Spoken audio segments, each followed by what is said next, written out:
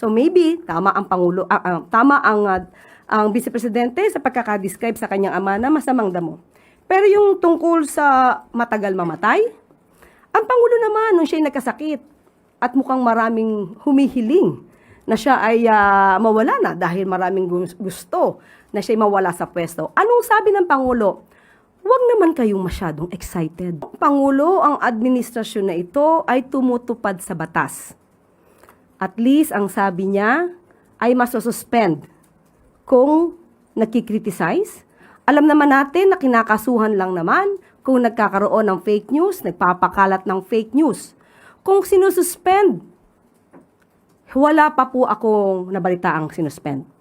But, if ever may masuspend, kritiko, at least, hindi na EJK. Buhay pa rin. Patungkol naman sa sinasabing masamang damo, madaling mamatay, BBM, sa aking pagkakaalam ay nabanggit niya si dating Pangulong Duterte, kinukwento niya about this. So, tama naman na masamang damo ang pagkaka-describe niya sa kanyang ama.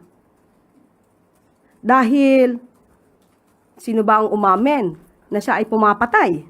Sino rin ba ang umamin na siya ay nagnanakaw ng pondo ng bayan?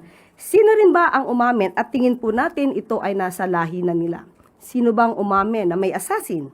Sino ba ang gumagamit ng marijuana habang siya ay presidente na?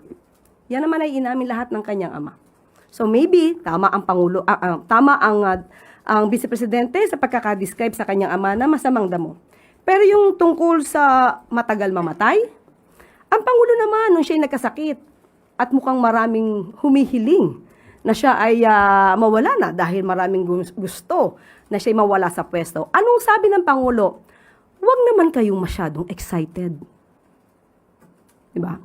Yung mga nagmamadali lang siguro na makapwesto, yan ang humihiling na mawala ang Pangulo. Pero ang sabi ng Pangulo, huwag kayong excited.